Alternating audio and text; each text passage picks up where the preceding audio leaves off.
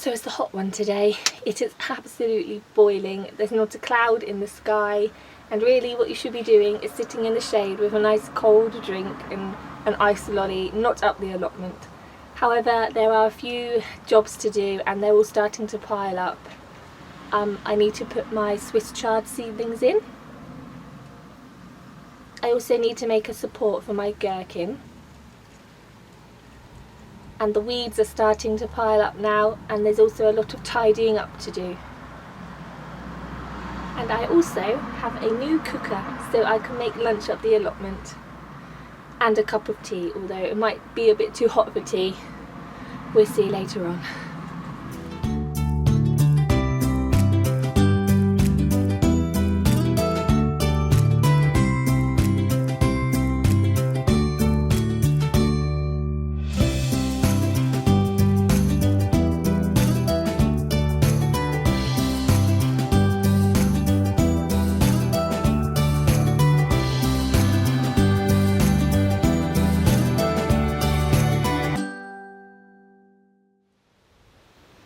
As you can see, the pond area is growing really well.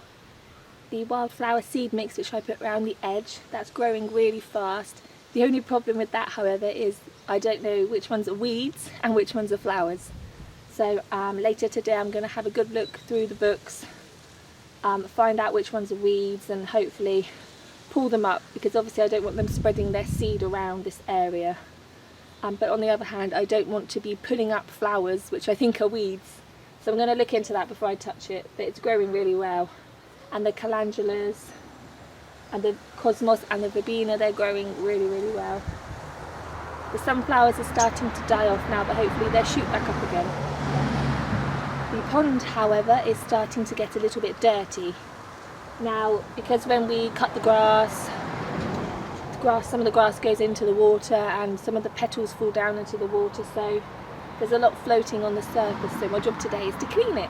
And I've got this net here, so what I'm going to do is I'm just going to scoop all the grass and the petals off of the water surface, and then what I'll do is I will leave it in a little pile just by the side of the pond, just because there's quite a few insects there, like there's quite a few boatmen skimming around the surface, so if I take any of them out of the pond by accident, if I put them here, then they can find their way back into the pond quite easily, and hopefully they'll be happy.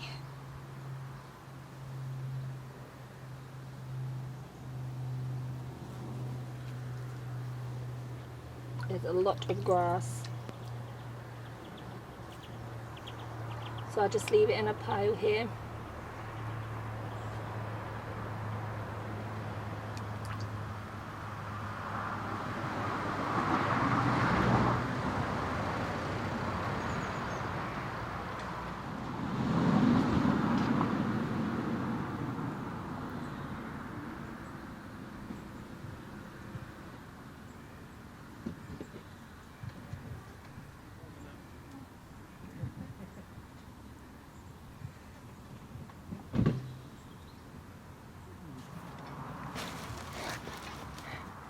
Now the nasturtiums have been going really well.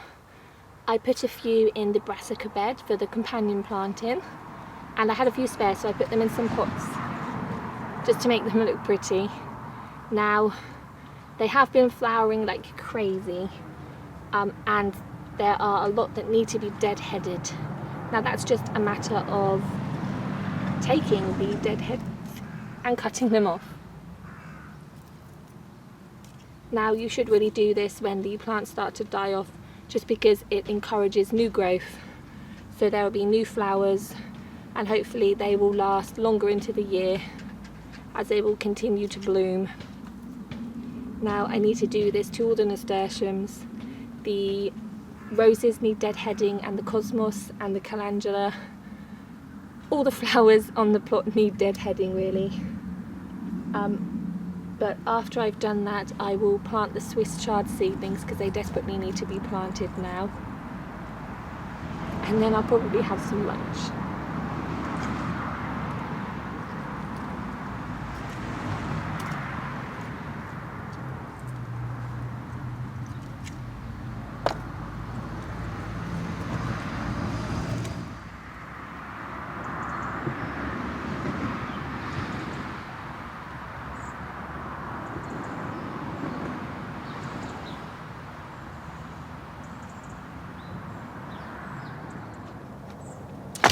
I sowed the Swiss chard at home just because there were potatoes here, so there wasn't any room to put them straight into the ground. But last time I sowed some Swiss chard seeds straight into the ground, they didn't germinate. I think the slugs got them, so it was a little bit safer to do it at home. And they've grown really well. They're about 3 to 4 inches high, so they're perfect to go in now.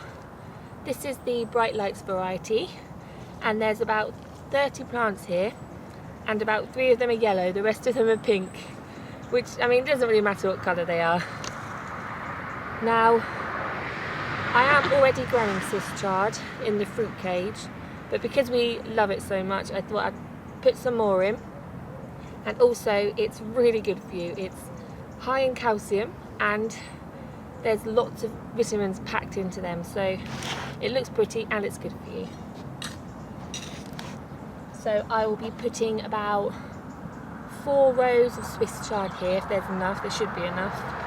And then what I'm going to do is put a couple more rows of carrots in as well, because carrots can be sown right up until August, so that's perfect. Now the Swiss chard needs to go about 23 to 30 centimetres apart. So I'll just pop one out of there.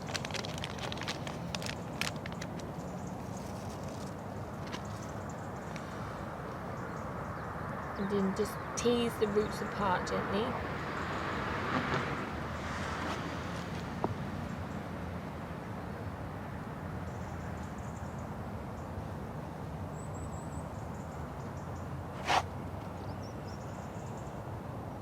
And give them a little firm push down.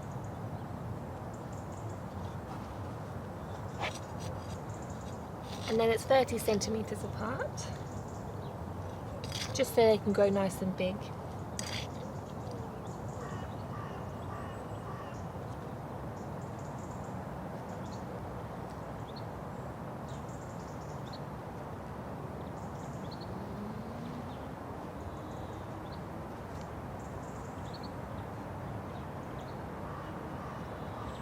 Now Swiss chard is cut and come again, so you can cut the leaves as often as you want and just let them grow back again. I mean, the Swiss chard I grew last year, it survived all winter long. I didn't have to cover it with fleece or anything. It's really, really hardy, and it tastes nice too. And of course you can't really buy it in the shops because it's got a very short shelf life. It wilts very easily, so you need to pick it on the day that you're going to eat it. So it's perfect for growing your own.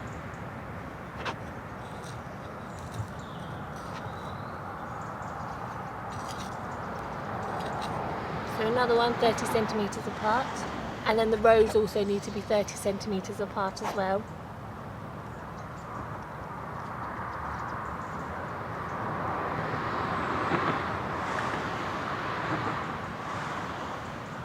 A little firm push down,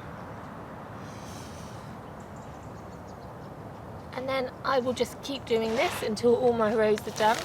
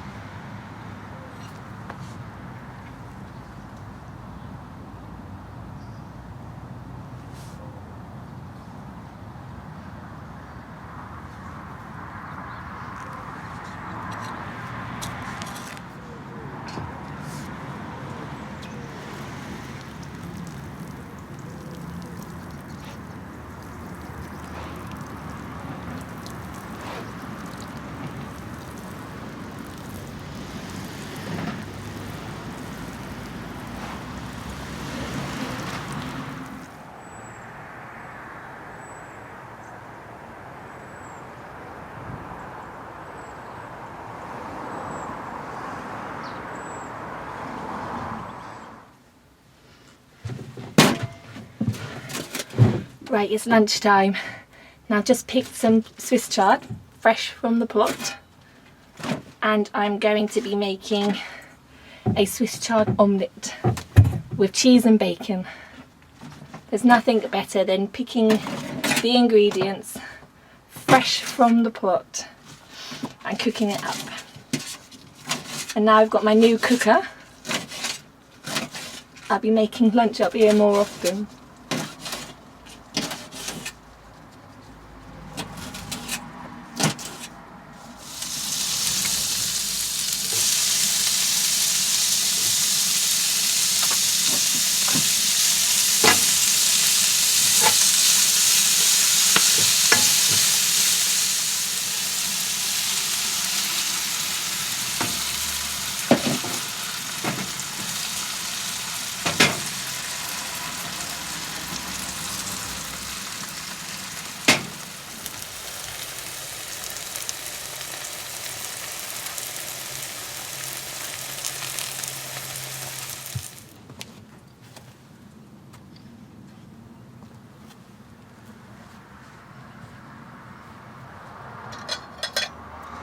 Well, that was really delicious, I must say so. It was really yummy. You just can't beat picking stuff fresh from the allotment and just cooking it up. And now that I've got my little cooker, I'll be able to cook the lunch up the allotment more often. It's actually got a little oven on it. It's got a grill and it's got 2 hobs, so I'll be able to cook a lot of meals on there. Now the plan behind the cooker is to create a little YouTube channel where I share recipes and ideas on what to cook fresh from your allotment. So the idea is to show you guys how to pick the crops and how to cook them, so I can be cooking snacks and soups and main meals on my little cooker. So that's the idea really. So I'd really love all your feedback on the little channel which I'm hoping to make. I just love finding new recipes of things to create with the produce that I grow. So it'd be really great to share it all with you guys. And hopefully it's something that you lot would like to see as well. So yeah, feedback would be really helpful on that.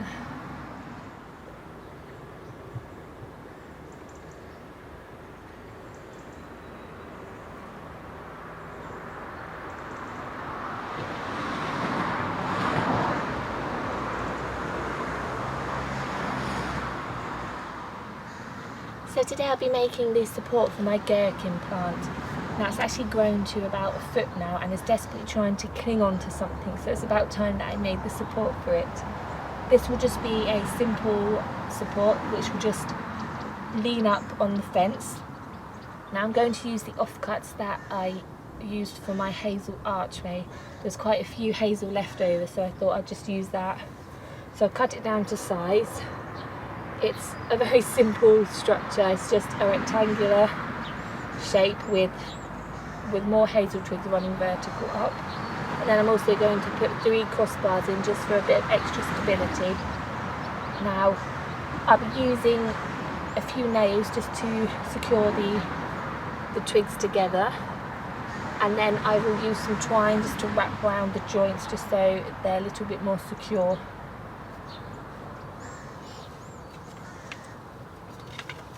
Going to look very rustic, but it will match my archway, which I quite like.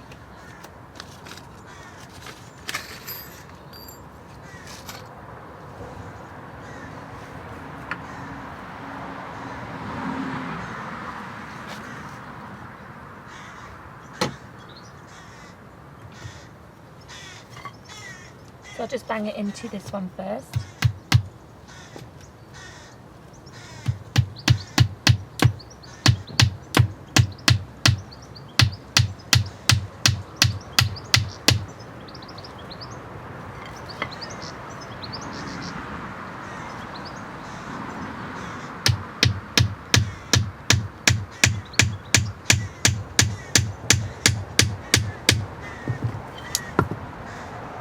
Quite secure in itself actually, but I still might wrap some twine around the joints just so it doesn't fall apart when the gherkin climbs up it.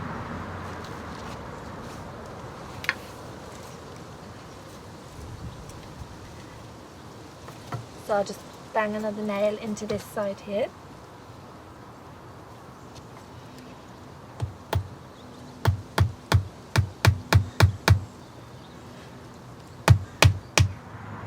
So I've just secured the four corners with some twine. I've just simply wrapped it around rather tightly and secured it with a double knot, and that feels really, really strong. Now all that's left to do is to put the main bars on. Now I was originally going to put 4 branches along here, but I've decided that 3 will be fine. There's only one gherkin plant, so it won't be competing for any space to cling on to, so 3 will be perfect. And then there's also these 3 crossbars which will just run along diagonally, just like that. Now I was going to nail this all down, but I think that twine will do the job perfectly, so I'm just going to wrap the twine round each end just to secure it all down, and then the support will be done, and hopefully my gherkin plant will be happy. It can cling on to something finally.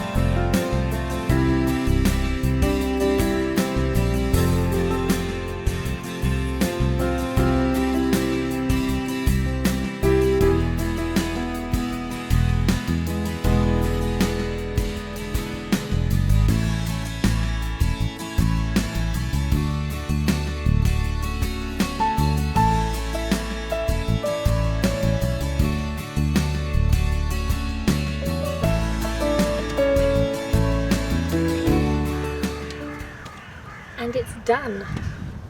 So let's go and put it on.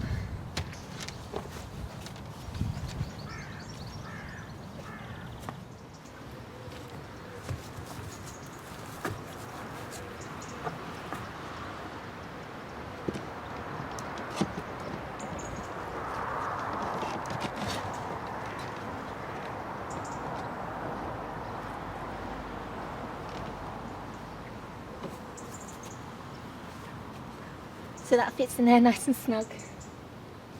And as you can see, the gherkin plant is growing quite nicely. There's lots of flowers on there, and there's a few little tiny gherkins. They're only about an inch big so far, but hopefully they're growing to nice big ones. Now I've also made some pegs just from a length of wire which I've just bent into shape. I'm just going to put 3 of them just to secure the bottom bar of the support into the soil.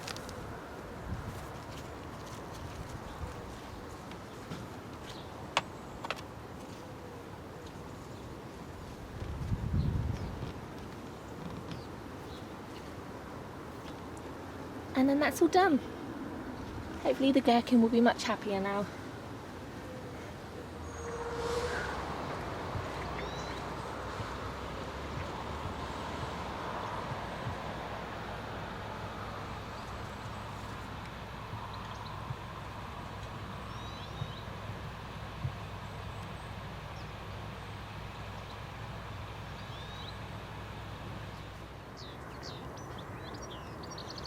I'm just picking some sweet peas to take home just because I love their smell. So I'm going to take them home and put them in a vase. Now this video was a little bit of a short one just because it was so hot, but I managed to get a lot done. There was still a lot more to do, but that'll be it for this video. So I just want to say thank you for watching, and I will see you all next time.